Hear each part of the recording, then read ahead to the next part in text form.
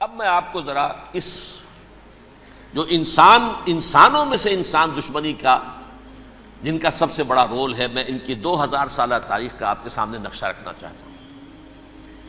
ان 1400 سال کا تو میں نے صرف 4 آپ کو پوائنٹس بتائے۔ موسیٰ سے عیسیٰ تک 1400 برس علیہ الصلوۃ والسلام، 2 مرتبہ عروج، 2 مرتبہ زوال، اشیریوں کے ہاتھوں پٹوائی، بابلیوں کے ہاتھوں پٹانا، گریکس کے ہاتھوں مرمت، رومنس کے ہاتھوں مرمت۔ یہ جو 2000 سال ہیں، کیونکہ اب تو ظاہر بات ہے 21ویں صدی شروع ہو گئی، 20 صدیاں حضرت مسیح کو پوری ہو گئیں۔ پہلی بات نوٹ کیجئے، حضرت مسیح کی پیدائش ہے سن 1 قبل مسیح۔ یہ نقطہ آپ نے کبھی سنا ہے یا نہیں؟ جب ملینیم کا سلسلہ شروع ہوا تھا پچھلے سال، تو میں نے بیان کر دیا تھا کہ ایک عجیب حساب کے اندر انہوں نے غلطی کی ہوئی ہے۔ حضرت مسیح کی پیدائش ہوئی 25 دسمبر کو، سن انہوں نے شروع کر دیا، اس کے بعد جنوری آئی تو پہلا سال شروع ہو گیا۔ اگر جنوری سے پہلا سال شروع ہوا تو یہ 6 دن جو ہے تو اس کے پچھلے سال میں تھے، لہذا کہا جائے گا کہ Jesus Christ was born 1 year before Christ BC۔ تو 1 قبل مسیح میں حضرت مسیح کی پیدائش ہوئی۔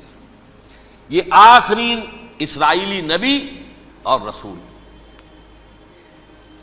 یہودی علماء کی مخالفت، دشمنی، سولی پر چڑھوا دینا میں بیان کر چکا ہوں۔ سن 33 عیسوی میں، جبکہ حضرت مسیح کی عمر 33 برس تھی، اللہ تعالیٰ نے انہیں زندہ آسمان پر اٹھا لیا، لیکن یہودیوں نے اپنے خیال کے مطابق انہیں سولی پر چڑھوا دیا، ان کی موت واقع ہو گئی۔ اگرچہ اس کے بعد یہ اختلاف ہے ان میں، یہودی کہتے ہیں وہ سولی پر چڑھ گیا، ختم ہوا، مر گیا، عیسائی کہتے ہیں نہیں، انتقال ہوا ہے مسیح کا صلیب پر، لیکن پھر وہ دوبارہ زندہ ہو گئے ہیں۔ ان کی لاش ایک غار میں رکھ دی گئی تھی، وہاں ریزریکشن ہو گیا، ان کا باعث بعد الموت وہیں ہو گیا، اور پھر انہیں اللہ نے زندہ آسمان پر اٹھا لیا۔ تو ہمارے اور عیسائیوں کے درمیان نوٹ کر لیجئے، یہ چیز مشترک ہے کہ حضرت مسیح آسمان پر زندہ اٹھائے گئے۔ فرق کیا ہے؟ وہ سمجھتے ہیں کہ سولی دیے گئے، سولی پر مرے، پھر زندہ ہوئے، پھر گئے۔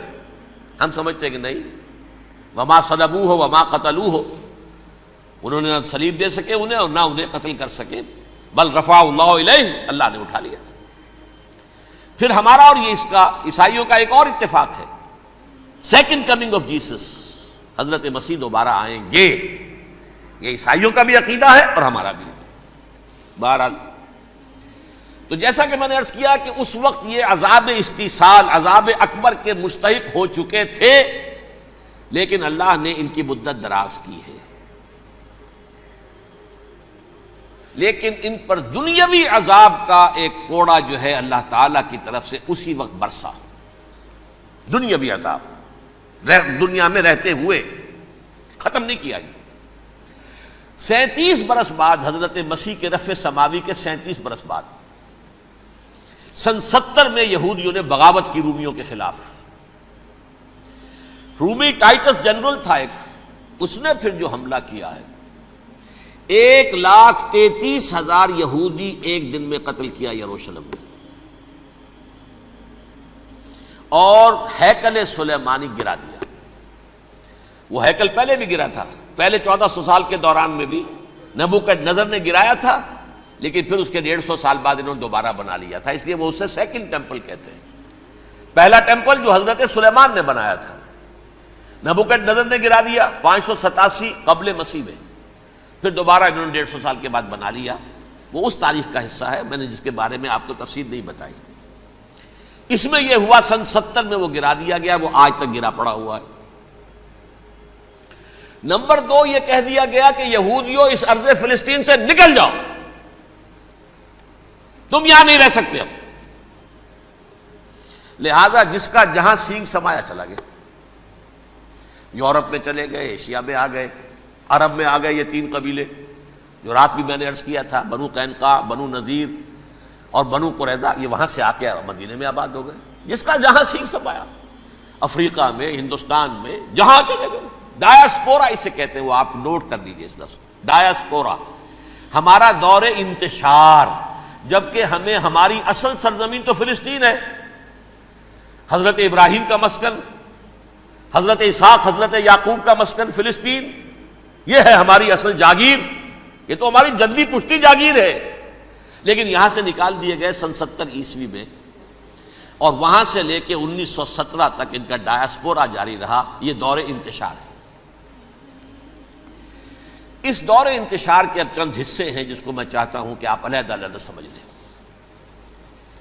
دور انتشار کا جو پہلا جو ہے تقریباً 300 برس، رومی حکمران تھے، وہ یہودیوں کے بھی دشمن تھے اور عیسائیوں کے بھی دشمن تھے۔ عیسائی اور یہودی ایک دوسرے کے بھی دشمن تھے، لیکن رومی سمجھتے تھے کہ یہ ایک ہی تھیلی کے چٹے بٹے ہیں۔ رومیوں کے نزدیک عیسائی بھی یہودیوں ہی کا ایک فرقہ تھے، کوئی علیحدہ مذہب تو تھا ہی نہیں۔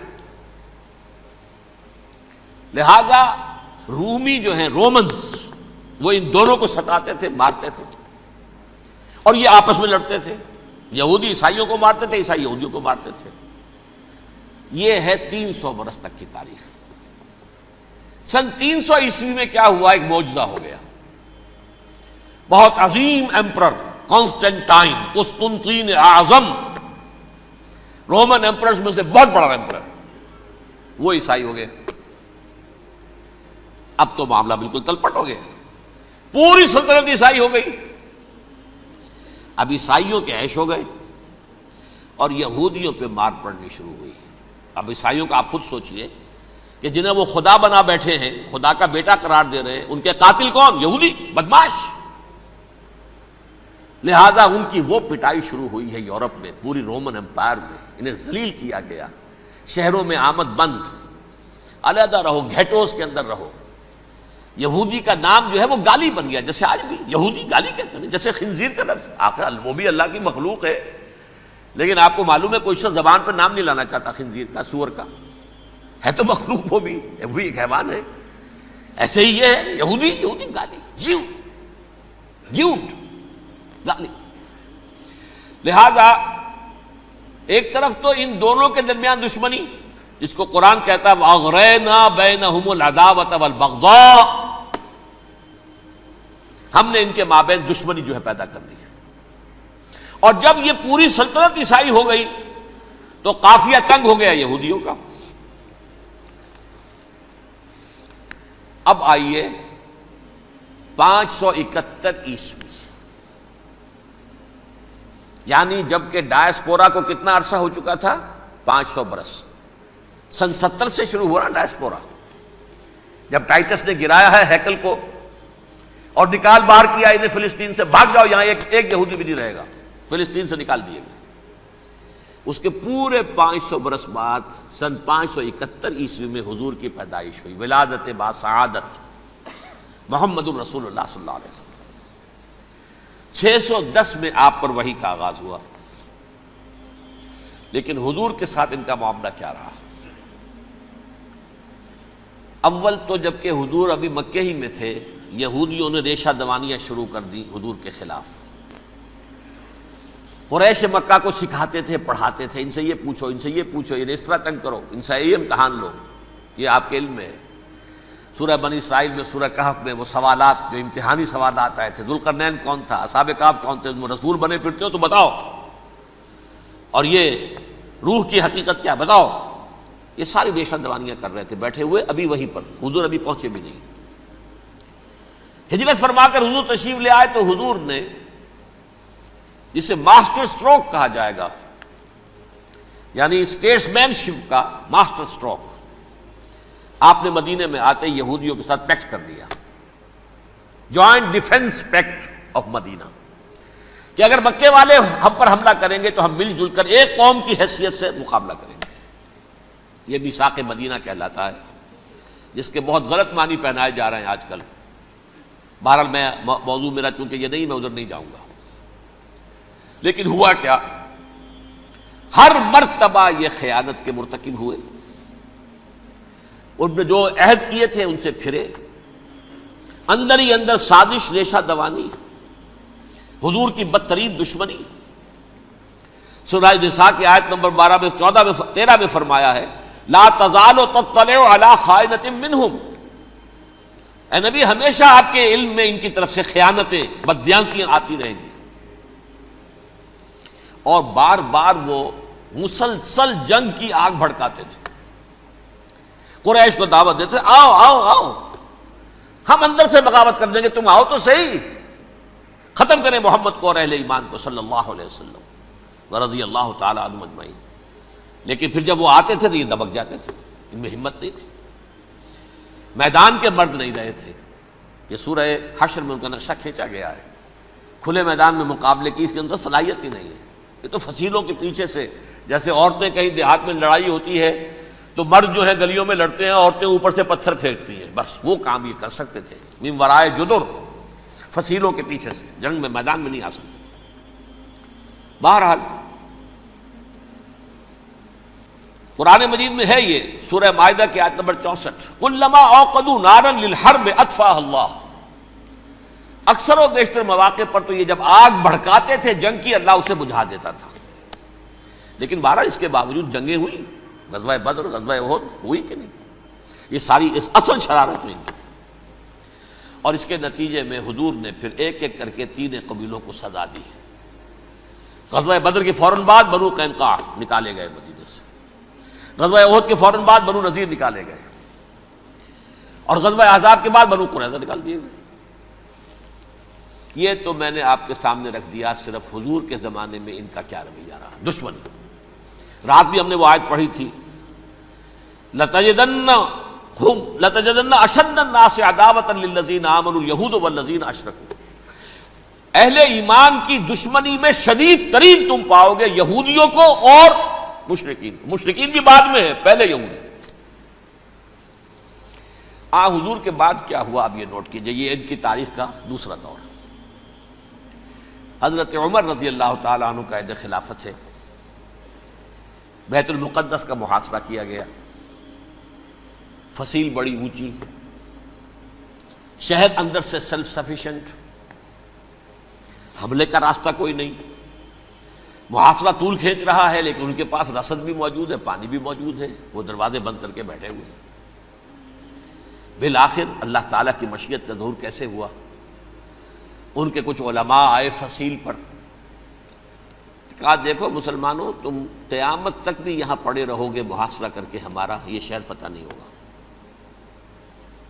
ہاں ایک درویش بادشاہ کے ہاتھوں یہ شہر فتح ہونا ہے، لیکن تمہارے اندر ہمیں وہ نظر نہیں آ رہا. ابو عبیدہ بن الجراح رضی اللہ تعالی عنہ، امین هذه الامہ، ان کا فوراً ذہن گیا وہ درویش بادشاہ مدینے میں بیٹھا ہوا ہے عمر رضی اللہ تعالی. اب ایک اور عمر بھی ہے جو قندھار میں بیٹھا ہے. نقشہ وہی ہے، سادگی کی حد تک نقشہ وہی، بالکل وہی، اپنی آنکھوں سے دیکھا ہے وہی سادگی. عمر اول، عمر ثانی تھے عمر بن عبد العزیز. اب ایک اللہ کے فضل سے اللہ تعالیٰ ایدہ اللہ بنصرتہ، اللہ تعالیٰ ان کی نصرت فرمائے، دشمنوں کو ان کے مقابلے میں نیست و نابود کرے. انہوں نے ریکویسٹ بھیج دی کہ حضور تشریف لائیے، یہ شہر فتح ہو جائے گا. وہ ہے سفر تاریخی، اتنا طویل سفر، تقریباً 700 میل، ایک اونٹ، ایک خادم، ایک منزل پہ امیر المومنین اوپر بیٹھے، خادم آگے چل رہا ہے، اگلی منزل پہ خادم اوپر بیٹھا ہے، امیر المومنین آگے جا رہے ہیں. اور جب پہنچے ہیں تو وہ باری تھی خادم کی. انہوں نے ہاتھ جوڑ دیا، حضور خدا کے لیے تم کیا کہیں گے لوگ، وہ میرا برا حال کر دیں گے، تمہیں شرم نہیں آئی؟ امیر المومنین پیدل آگے چل رہے ہیں نکیل پکڑ کر، اور تم بیٹھے ہو اوپر براجمان ہو. حضرت عمر فرمایا الدور دورک، نہیں باری تمہاری ہے، بیٹھ. اس حال میں پہنچے ہیں. اور پھر یہ کہ ابو عبیدہ بن الجراح آئے ہیں، استقبال کیا ہے تو دیکھا ہے اس حال میں چلے آ رہے ہیں. عمر نکیل پکڑے ہوئے چلے آ رہے ہیں، اور کہتے ہیں کہ کہیں کیچڑ ویچڑ تھا، جوتے خراب ہو گئے تھے، وہ بھی اتار کے ہاتھ میں پکڑے ہوئے، کپڑے تو تھے ہی پھٹے ہوئے. انہوں نے کہا بھی حضرت ابو عبیدہ نے، دیکھیے یہ بڑا متمدن ملک ہے، بڑا مہذب علاقہ ہے یہ، آپ ذرا حلیہ اپنا دوست فرما لیں تب جا کے پیش ہم آپ کو کریں گے. آپ نے فرمایا نحن قوم اعزنا اللہ بالاسلام، ہم وہ قوم ہیں جنہیں اللہ نے عزت دی ہے اسلام کے ذریعے سے، کپڑوں کے ذریعے سے نہیں، دولت کے ذریعے سے نہیں۔ اسی حال میں گئے ہیں، اوپر سے انہوں نے کھڑے ہو کر نشانیاں دیکھی ہیں، اپنی کتابیں کھولی، ہاں یہ وہی ہیں، اچھا لو جی سرنڈر، شہر تمہارے ہاتھ میں۔ خون کا ایک قطرہ نہیں بہا اور بیت المقدس فتح ہو گیا۔ لیکن اس وقت حضرت عمر نے ایک نرمی یہ کی کہ یہودیوں کے لیے بھی اسے اوپن سٹی قرار دے دیا۔ یہ احسان عظیم حضرت عمر کا، اس سے پہلے یہودی آ ہی نہیں سکتا تھا، داخل ہی نہیں ہو سکتا تھا، وہاں وہ آ کر وزٹ نہیں کر سکتا تھا، زیارت نہیں کر سکتا تھا اپنے مقدس مقامات کی۔ حضرت عمر نے یوں سمجھیے کہ تقریباً 550 برس کے بعد ان کے لیے راستہ کھولا ہے کہ ہاں تم آ سکتے ہو، زیارت کر سکتے ہو۔ لیکن یہ عیسائیوں نے لکھوایا معاہدے کے اندر، انہیں یہاں آپ آباد ہونے کی اجازت نہیں دیں گے، لیکن کم وزٹ دی پلیسز، دیکھیں زیارتیں کریں اور جائیں۔ یہ معاہدہ حضرت عمر کا ہے رضی اللہ تعالیٰ، جو پھر خلافت راشدہ کے بعد بنو امیہ نے بھی اس کو آرڈر کیا، بنو عباس نے کیا، پھر جو ہمارے یہ ترکوں میں اندر خلافت آئی تو ترک خلفاء نے بھی اس معاہدے کی پوری پابندی کی۔ فلسطین میں آ سکتے ہیں یہودی، صرف زائرین کی حیثیت سے، وہاں آباد نہیں ہو سکتے۔ اب آئیے اگلا دور آیا حضرت عثمان کا دور خلافت۔ یہ ہے وہ وقت کہ اب یہود نے امت مسلمہ کی پیٹھ میں چھرا گھونپا۔ وہ کیسے؟ ایک یہودی عبداللہ ابن سبا اسلام کا لبادہ اوڑھ کر آ گیا، معاشرے کا جائزہ لے لیا، ان میں بنو ہاشم اور بنو امیہ میں جو پرانی کشاکش تھی اس کے کچھ نہ کچھ جراثیم باقی ہیں، اگر ان کو ذرا بھڑکا دے تو مسلمانوں میں انتشار پیدا ہو جائے۔ کہا یہ عثمان کون ہے؟ یہ تو بنو امیہ میں سے ہے، یہ حق تو بنو ہاشم کا ہے، خلافت ان کے پاس ہونی چاہیے، محمد کے تو رشتہ دار وہ ہے صلی اللہ علیہ وسلم۔ عوام الناس کے اندر بات پھیلنی شروع ہوئی، پھر ایک بڑی سازش کے انداز میں حضرت عثمان کے خلاف پروپیگنڈا، حضرت عثمان کے جو عاملین تھے، گورنر تھے، ان کے خلاف پروپیگنڈا، اور ایسی ہوشیاری کرتے تھے کہ کوفے میں کوفے کے حاکم کے خلاف کچھ نہیں کہنا، اجی مصر میں یہ ہو رہا ہے، اجی شام میں یہ ہو رہا ہے، اجی یہ جو عثمان ہے وہ یہ کر رہا ہے، یہ ظلم ہو رہا ہے، یہ لوٹ مار ہو رہی ہے، یہ خیانتیں ہو رہی ہیں۔ اب نہ تو اس زمانے میں مینز آف کمیونیکیشن، کیسے تصدیق کریں؟ افواہیں تو آپ آج کراچی کے اندر شروع ہو جائے تو پتہ نہیں چل سکتا کسی کو کہ کیا اس میں صداقت ہے کیا جھوٹ ہے، اور بری بات جو ہے فطرت انسانی کی کمزوری ہے وہ فوراً قبول کرتا ہے، کسی کے بارے میں اچھی بات ماننے کو تیار نہیں ہوتا، لیکن بری بات تو فوراً تیار ہے۔ بہرحال یہ فتنہ انہوں نے اٹھایا، حضرت علی کی الوہیت کا فتنہ اٹھایا، حضرت عثمان کے خلاف الفتنۃ الکبریٰ برپا کیا، حضرت عثمان شہید ہوئے، اس کے بعد 5 برس تک مسلمان ایک دوسرے کی گردنیں کاٹتے رہے، باہمی خانہ جنگی ہوئی، امت کو وہ زخم لگایا ہے جو آج تک جس سے خون رس رہا ہے۔ یہ شیعان عثمان اور شیعان علی تھے جو بعد میں پھر سنی اور شیعہ ہو اور آج تک ہے۔ فتنہ کس نے جگایا؟ ایک عبداللہ ابن سبا یہودی اور اس کے کارندے، شیطان کا ایجنٹ، اور انسانوں میں سے بھی اس کے جو بھی حواریین تھے اور شیطانوں کے اندر سے بھی تھے، انہوں نے بھی اس آگ کو بھڑکایا۔ یہ آپ سوچ لیجئے کہ یہ کس نے وہ زخم لگایا؟ یہودی۔ اگلا دور آیا، خلافت راشدہ ختم ہوئی، بنو امیہ کا بھی دور کافی گزر گیا۔ طارق ابن زیاد 712 عیسوی میں حملہ کرتے ہیں اسپین پر۔ اسپین اس وقت عیسائیت کا بہت بڑا گڑھ، بڑے کٹر ترین عیسائی جو ہے وہ اسپین میں تھے، لہذا یہودیوں کی وہاں بہت پٹائی ہوتی تھی، بہت پٹائی ہوتی، یہ میں بتا چکا ہوں، دشمنی تھی ان کی تو چلی آ رہی تھی عیسائیوں کے ہاتھوں یہودیوں کی، وہ تو سن 300 عیسوی سے ایمپرر کانسٹنٹائن کے بعد سے شروع ہو گئی تھی۔ اس حوالے سے یہودیوں نے اس وقت چالاکی یہ برتی، کچھ راستے واسطے بتائے، کچھ مدد کی طارق ابن زیاد کی۔ طارق ابن زیاد نے انہیں اپنا محسن سمجھا، ہسپانیہ فتح ہو گیا تو یہودی چونکہ محسنین کی فہرست میں آ چکے تھے، انہیں بہت اقتدار نصیب ہوا، بڑی سپورٹ مسلمانوں نے دی۔ ان کے بڑے بڑے علماء جو ہیں اسی دور کے اندر پیدا ہوئے، بڑے بڑے تھنکرز ان کے اسی دور میں پیدا ہوئے۔ بن گوریون جو کہ ایک وزیر اعظم تھا اسرائیل کا، اس نے یہ لکھا ہے اپنی کتاب میں، Muslim Spain was the golden era of our diaspora. وہ ڈائسپورا جو 70 عیسوی سے شروع ہوا تھا اور 1917 عیسوی تک جاری رہا ہے، اس میں سے گولڈن ایرا ہمارا جو تھا وہ مسلم اسپین تھا۔ ہسپانیہ میں بیٹھ کر ہم نے عیش کیے، لیکن وہاں سے انہوں نے اور جو کچھ کیا، یہ تو داستان کے بہت سے گوشے ہیں، لیکن میں جس اسٹریٹ لائن میں چل رہا ہوں اس کے اعتبار سے ایک بات سمجھ لیجیے، وہاں بیٹھ کر انہوں نے اب عیسائیت کی پیٹھ میں چھرا گھونپا، پروٹیسٹنٹ مذہب پیدا کیا، تقسیم کر دیا، جیسے شیعہ سنی کی تقسیم، عبداللہ ابن سبا، رومن کیتھولک اور پروٹیسٹنٹ کی تقسیم، یہودی علماء۔ ہوتا کیا تھا، ہسپانیہ کی یونیورسٹیاں ہیں، کارڈووا میں ہے، ٹولیڈو میں ہے، گریناڈا میں ہے، غرناطہ، قرطبہ، تولیتلا، اور وہاں آتے تھے لوگ، فرانس سے چلے آ رہے ہیں نوجوان پڑھنے کے لیے، جرمنی سے چلے آ رہے ہیں، اٹلی سے چلے آ رہے ہیں، تین ہی ملک قریب ترین پڑھتے ہیں سینٹرل جو یورپ کے ہیں۔ یہاں پر جو ہے وہ اسلام جو نور پھیلا رہا تھا اس سے بھی مستفیض ہوئے، جہالت کے جو ہے پردے ان کے وہ چھٹے، اس کے ساتھ ہی وہ یہودی وہاں ان کے اندر جو جراثیم داخل کر رہے تھے وہ اس عیسائیت کے خلاف بغاوت تھی، جو اس وقت دنیا میں عیسائیت اس وقت تھی، پوپ کا راج تھا دنیا میں اس وقت۔ یورپ میں جو عیسائیت تھی اس میں ایک طرف بادشاہ تھے، لیکن بادشاہوں کی حیثیت وہاں پر یوں سمجھ لیجئے کٹ پتلیوں کی تھی، اصل قوت پوپ کے ہاتھ میں تھی۔ اور پوپ کو انہوں نے جیسے قرآن نے کہا اتخذوا احبارهم ورهبانهم اربابا من دون اللہ، کیونکہ سینٹ پال نے شریعت موسوی ساقط کر دی تھی تو اب شریعت تھی ہی نہیں، پوپ کو اختیار تھا جس چیز کو چاہے حلال قرار دے دے، جس چیز کو چاہے حرام قرار دے دے۔ اتخذوا احبارهم ورهبانهم اربابا من دون اللہ۔ انہوں نے کہا صاحب یہ پوپ کس بلا کا نام ہے، یہ بھی انسان ہے، بات تو ٹھیک تھی نا، اصل حیثیت تو کتاب کی ہونی چاہیے نا، ڈیوائن بک، دی ریویلڈ اسکرپچر، لہذا اور یہ کتاب ہر شخص پڑھ سکتا ہے، کوئی پوپ کے باپ کو جو ہے کوئی اس کے لیے پروپرائٹری رائٹس تو نہیں ہے کہ صرف پوپ پڑھ سکتا ہے یا پادری پڑھ سکتے ہیں، ہم بھی پڑھ سکتے ہیں، ہم بھی سمجھ سکتے ہیں۔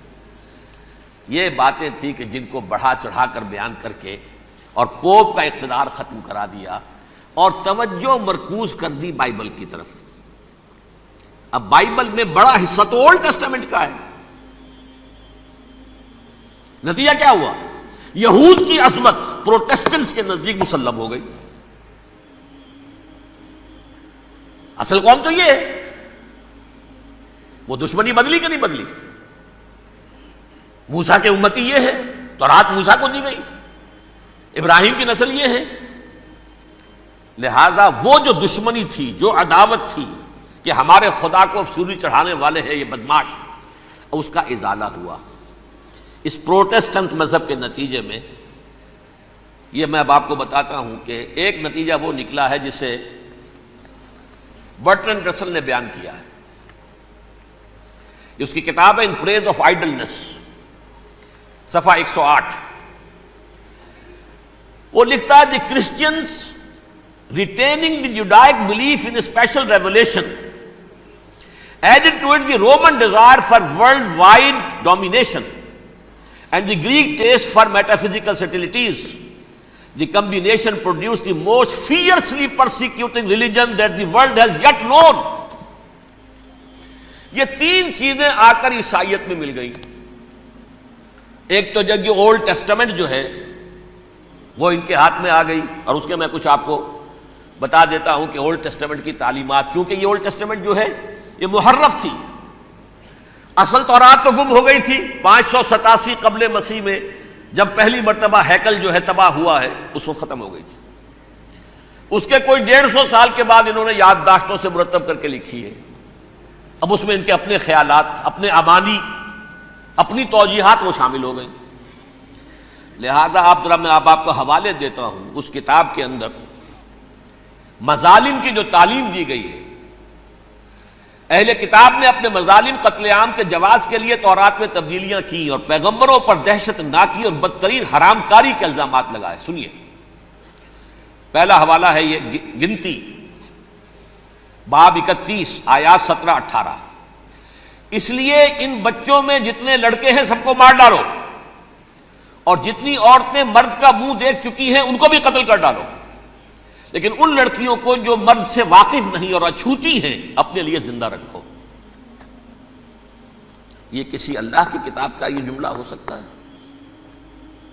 کسی ریویلڈ بک کا؟ اور سنیے، یہ ہے استثناء ڈیٹرانومی باب 20 آیت 16-18. پر ان قوموں کے شہروں میں جن کو خداوند تیرا خدا میراث کے طور پر تجھ کو دیتا ہے، کسی ذی نفس کو جیتا نہ بچا رکھنا، جیسا خداوند تیرے خدا نے تجھ کو حکم دیا بالکل نیست کر دینا. مرد، عورتیں، بچے، بوڑھے سب ختم. یہ کتاب مقدس ہے. اور سنیے، سیموئیل باب 27 آیت نمبر 9. اور داؤد نے اس سرزمین کو تباہ کر ڈالا اور عورت مرد کسی کو جیتا نہ چھوڑا. نمبر 4، ان سب آباد شہروں کو ماں، عورتوں اور بچوں کے بالکل نابود کر ڈالا. کتاب استثناء باب 3 آیت 6. یہ ہے جو کہہ رہا ہے برٹرنڈ رسل، کرسچینٹی میں آ کر اب یہ تین چیزیں شامل ہو گئی. ایک تو یہ باربیرین یہ تعلیم جو ہے، اور یہ مذہب کے نام پہ تعلیم، یہ کتاب مقدس کی تعلیم. نمبر 2، رومنز کے اندر جو ایک تمنا تھی ورلڈ ڈومینیشن کی، وہ عیسائیت کے اندر آ گئی. اس لیے کہ پوری رومن امپائر جو ہے عیسائی ہو گئی، تو اسے وراثت کے اندر ورلڈ ڈومینیشن کی جو ایک تمنا تھی وہ مل گئی. اور پھر یہ کہ انہوں نے جو توہمات تھے یونانیوں کے، ان کو بھی اپنے ہاں مختلف شکلوں کے اندر جمع کر لیا. ان تین چیزوں کا the combination produced the most fiercely persecuting religion that the world has yet known. اس کے نتیجے میں دنیا میں تاریخ انسانیت کے اندر جو بدترین خوخار ترین مذہب ہو سکتا ہے وہ شکل عیسائیت نے اختیار کی. اور اس کا مظہر عتم کیا تھا؟ نوٹ کیجئے، صلیبی جنگیں. ایک بات ٹائم ٹیبل کے اعتبار سے نوٹ کر لیجئے گا. فرسٹ ملینیم ختم ہوا، سیکنڈ شروع ہوا. ان کے 1000 سال ختم ہوئے تو 11ویں صدی میں سیکنڈ ملینیم شروع ہوا، تو پہلی صلیبی جنگیں ہوئی. لاکھوں مسلمان قتل کیے. صرف یروشلم کے اندر اتنا خون بہایا ہے کہ خود ان کے ہسٹورینز لکھتے ہیں کہ جب ان صلیبیوں نے جب گھوڑوں کے ساتھ وہ چل رہے تھے گلیوں میں، تو ان کے گھوڑوں کے گھٹنوں تک خون کی ندی بہ رہی تھی. جہاں سے گزرے ختم کرتے چلے گئے، آبادیاں کی آبادیاں ختم کر. اگرچہ اس کروسیڈ میں گیہوں کے ساتھ گھن بھی پسا، یہودی بھی بہت مارے گئے.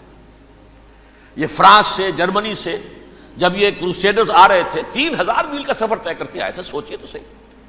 اربن ثانی پوپ جو تھا، آگ لگا دی تھی اس نے پورے یورپ کے اندر. شرم سے ڈوب مرو، تمہارے مقدس علاقے مسلمانوں کے ہاتھ میں. انفیڈلز، یہ کافر، یہ مرتد، یہ ملحد. مسیح جہاں پیدا ہوا، مسیح کو جہاں سولی دی گئی، وہ کہاں ہے؟ ان کے ہاتھ میں. وہ آگ لگائی ہے، 3000 میل کا فاصلہ طے کر کے یہ قومیں آئی ہیں وہاں، اور جو تباہی مچائی ہے انہوں نے.